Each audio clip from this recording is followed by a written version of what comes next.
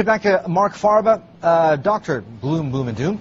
Also, Michael Yoshikami from YCM Net Advisors, both of them live up in Hong Kong. Dr. Faber, let me continue with you. Maybe not time to go and hide in your cave and stock up on food with your shotgun, as Sri was suggesting. But what are you telling investors to do with gold right now? Start stocking up or not? Well, I have maintained the same view regarding gold and other precious metals for essentially the last 10 years, and this is to gradually accumulate physical gold and silver, and if you want to have a riskier exposure, to buy some gold exploration companies from time to time when they become cheap, as a year ago, or some of them are still reasonably good value at the present time. So this is, say, a long-term strategy, because in an environment where governments will print money, and I'm convinced they're going to bail out Greece, which means you transfer essentially bad assets onto the balance sheet of the government. And when that happens, the purchasing power of paper money goes down. It's not that precious metals go up, it's just that paper money goes down relative to precious metals. So in that environment, I think you and also Bernie should all accumulate some gold. I've told Bernie, since gold was at 300, the day the Swiss National Bank sold gold, I said to Bernie, now you should buy it, because that was a buy signal. This is a very Armageddon view of the world, though. I mean, you don't trust anybody. Yes, that is true. I don't trust anyone. And I don't even trust myself 100%. So here you have it.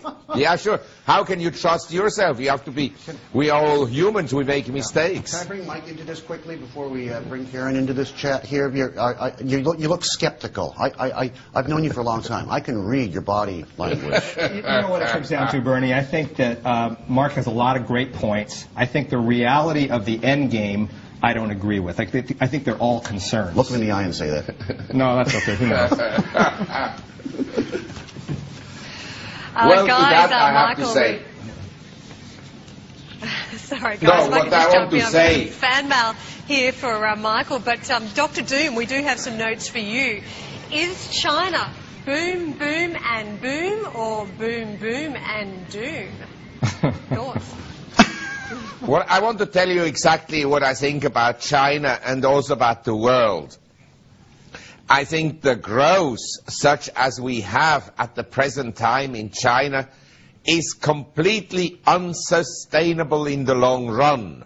Now, can they sustain it for another half a year? Can the property price increases go on for a while? Yes, I thought that Japan was overvalued in 1988. And it took another 2 years until it collapsed. I thought the Nasdaq bubble was very mature already in 98. And it took until March 2000 until it broke down. But the longer you postpone crisis, and this is what I object to the current government intervention in so-called solving the price. They haven't solved anything, they just postponed it. And the ultimate Armageddon will be much worse than had they taken the recession already. In 98, when LTCM went bust, instead of bailing it out, they should have let it go bust. That would have given a signal to the market that the government and its agent, the Federal Reserve, doesn't bail out institutions all the time. In year 2000, we could have taken a minor recession. It would have been a disaster. But in year 2008, it was much worse. And the next time around, the governments will go bust, and we will be all doomed, because before they go bust, they'll print money, and they'll go to war. Okay. Yes? Mike, I know you got to get on your way here. You get one sentence. Sum it up. He doesn't believe me.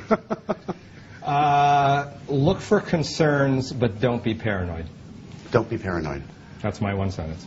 Keep the lithium on hand. Actually, I'm remarkably optimistic. I still go out, I still go drinking and having a good time. You're getting that way. In anticipation of the end game. It must be the coffee. Michael, you be Thanks, safe, sir. okay? All right, take care. Tiptoe around the dock.